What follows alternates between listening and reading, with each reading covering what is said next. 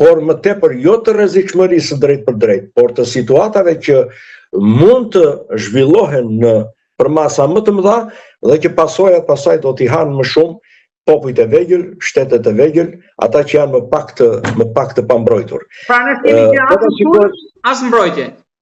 Po ta shikojmë në aspektin e marrëdhënieve gjeopolitike për çështjet e sigurisë në Ballkan, vërtet Greqia antare NATO, Bullgaria po, Rumania po, Hungaria po, Malizi po, Shqipëria po, Maqedonia po, Kroacia dhe Slovenia po.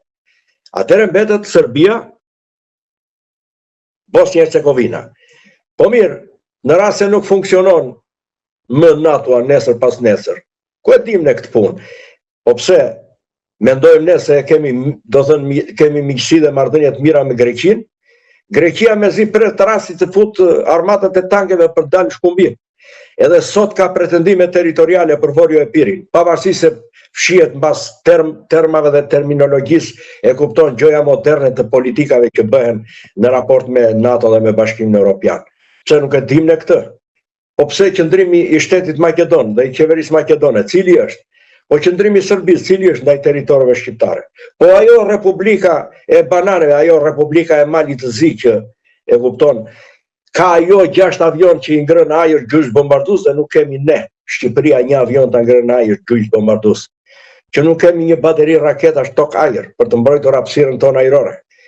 Ne nuk po flasim për të sulmuar, po flasim për një sistem të sigurisë për mbrojtjen e pasurisë tonë, të popullit tonë, të territoreve tona, të interesave tona. Sepse historikisht asnjëherë nuk kemi dalë me ata në kufive për të dhunuar të tjerët. Por historia na ka lënë dhe një pasojë shumë tragjike, që të tjerët kanë dashur të na shfarosin, na kanë marrë territore. Me gjeni një rast në botë që sot ta shikojmë dhe në aspektin geopolitik, dhe në aspektin e interesave të tjera, po dhe në çështjet e sigurisë, që një kombë është i coptuar në 5 shtete dhe në 8 pjesë. Ku? Me gjeni një rast si që e veçon e madhja Hillary Clinton, i thotë e njoha Shqipërinë për herë të parë, thotë, por nuk e kuptoja dot, thotë që ky shtet shqiptar të kufizohesh me shqiptarët gjithandej. Me gjeni një rast tjetër në botë. Pra, në këto kushte, strategjia e sigurisë kombëtare që kemi ne shteti shqiptar, sigurisht e ka dhe Kosova. Po ta shikosh është një dokument formal. Unë e kam studiuar me kohë dhe kuptohet që më vjen keq, por është një dokument formal me terminologji të përgjithshme që unë mendoj se është bërë se i duhet se Shqipëria është antare e NATO-s. Mua nuk më duhet një dokument i tillë i sigurisë, i cili e ka normë detyrimi që të rinovohet nga Kuvendi i Shqipërisë dhe nga Këshilli i Mbrojtjes një herë në 3 vjet. Të marr vulën e Kuvendit të Shqipërisë një herë në 3 vjet. Zotja Bazi, po konkretisht, çfarë konkretisht për të hyrë nen për ne, njën parin, çfarë mungon? Ja, të them këtë për shembull. Kam studiuar gjithë programin e qeverisë shqiptare për integrimin dhe antarësimin në Bashkimin Evropian me afat deri në 2025. Jemi në 2025 sot, apo jo? Dhe kam studiuar me shumë kujdes, me shumë vëmendje kapitullin që i kushtohet çështjeve të mbrojtjes dhe sigurisë. Nuk është pak, është një 100 ca faqe, dhe po të shikosh të gjitha planifikimet që janë bërë dhe në detaje atje, dhe ti ballafaqosh sot me realitetin në të cilën ndodhet ushtria shqiptare, forcat e armatosura, në strukturë dhe në gjithë shka tjetër, as ato që kanë qenë më minimale nuk janë plotësuar. Pse? Përse i bëjmë ne këto? Vetëm për t'i patur në letë dhe për t'i paraqitur Europës se jeni të tillë. Këto planifikime kërkojnë mrapa edhe një laps të mirë të financës dhe të ekonomisë, fuqisë ekonomike të shtetit shqiptar. Që do të thotë rast pas rasti, sipas atyre planifikimeve, strukturat, llojet e strukturave brenda forcave të armatosura të plotësohen gradualisht dhe të shërbejnë në sistemit operacional të mbrojtjes strategjike të vendit. Unë kështu e gjykoj. Pra një ballafaqim i tillë me gjithmonë të bën që të thosh përse i kanë bërë këta specialistët tanë, komisionet tona këtu, përse i kanë bërë këto planifikime dhe e kanë çuar Europës. Për çfarë? Vetëm për të qenë në rregull me letra? Ka një gjë që në strukturën tonë të forcave të armatosura, gjithë sistemi i çështjeve të ekzistencës, ngritjes dhe funksionimit të shtabeve, të llojeve të forcave dhe të armëve, shërbimeve të gjitha janë të plotësuara, janë të ngritura. por po të shikojmë raportin midis shtabizmit dhe çështjes së bazës poshtë veprimit trupës operacionale, ka një disproporcion të madh. Ndoshta e them me bindje këtë që nuk gaboj nëse vërtet në planifikimin tjetër të qeverisë shqiptare, buxheti i shtetit shqiptar nuk do të kaloj, nuk do të afrohet tek 1 miliard për të shërbyer çështjeve të sigurisë kombëtare. Në dokumentin e strategjisë sigurisë kombëtare, që është i dyti mbas Kushtetutës Republikës Shqipërisë, për nga potenca, për nga vlera, parashikohen disa të ashtuquajtura interesa kombëtare. Është për të ardhur keq. Ato pjesërisht, po interesa kombëtare nuk mund të jenë. Pse?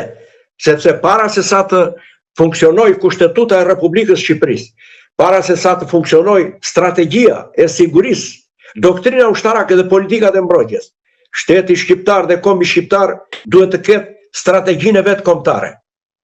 Që strategjia kombëtare të mos shikoj vetëm interesat shtetërore të Republikës Shqipërisë, po të shikoj interesat në raport edhe me interesat e tjera që ka shteti shqiptar në raport me popullsinë shqiptare që është rrotull kufive të vetë.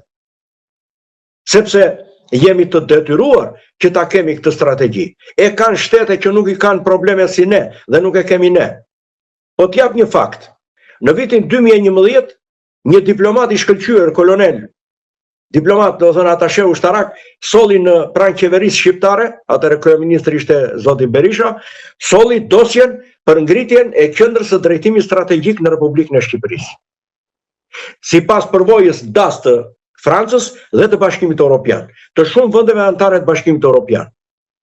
Siç janë këto rastet e entuziazmit të madh e tjera që të bëjnë qefi se kjo është një diçka shumë e mirë, më fali se po flas kështu në gjuhë të drejtë për drejt, u vendos dosja në tavolinën e kryeministrit, dol një vendim i Këshillit të Ministrave dhe ku ishte, do të thënë, pabesia dhe mungesa e sinqeritetit. Ishte sepse asaj u ndryshua emërtimi, u bë një organizëm me një strukturë 30 veta dhe u fut në sqetullën e ish-ministrit mbrojtjes atëherë të zotit Imami. Pra nëse ajo duhet ishte qendra e drejtimit strategjik me varësi vetëm parlamentare, kushtetuese parlamentare, që të mos varesh as nga kryeministri, as nga presidenti, as nga të tjerë ministra ku e diun, por të kishte llogaridhënien vetëm atje ku është vullneti dhe zëri i popullit në parlamentin e Shqipërisë, ju ndryshua drejtimi dhe u kthye në një organik ku u futën, e kupton, miq të shokët për të marrë nga i rrog atje, dhe koloneli, diplomati i nderuar Zaim Kuci, që e solli këtë vlerë të çmuar në tavolinën e kryeministrit të Shqipërisë, nuk u bas pjesë e atij komisioni. Dhe pak vite më vonë u largua dhe nga ushtria. E kuptojmë ne se çfarë mungese të vullnetit politik kemi, se çështjet e sigurisë zotëri nuk kanë të bëjnë vetëm me anën ushtarake. Kush i mendon kështu e ka shumë gabim. Unë po të drejtoj një pyetje ty sot, juve sot, dhe nuk është e gabuar. Dini testoni opinionin shqiptar në të gjithë grup moshat, se çfarë mendojnë nëse do të ndodhë në një situatë e vështirë ushtarake për çështjen e mbrojtjes Shqipërisë. Më tregoni, cilët do të jenë ata ushtarak me që doli ligji për të krijuar një strukturë rezerviste rreth 35.000 veta. Cilët do të jenë ata që do të shkojnë me dëshirë të shërbejnë atje? Pse do të shërbejnë? Kujt do t'i shërbejnë? Dakord, parimisht, moralisht, me ndërgjegje, me vetdije do t'i shërbejnë kombit, shtetit, mbrojtjes, së jetës. Dakord janë, por në raport me mënyrën se si veprohet, me mënyrën se si operohet, duke u ballafaquar me jetën reale, me politikën, me real politikën shqiptare, me krizën politike që gëzon Shqipëria, me kapacitetet e pamjaftueshme që kanë forcat e armatosura, kush do vej? A mendoj shkoni te grup moshat e rinis, që nuk e kanë fare ide se ç'do të thotë siguri kombëtare, sepse mungon që në sistemin e edukimit arsimor, para universitar dhe universitar, mungojnë çështjet e edukimit sigurisë.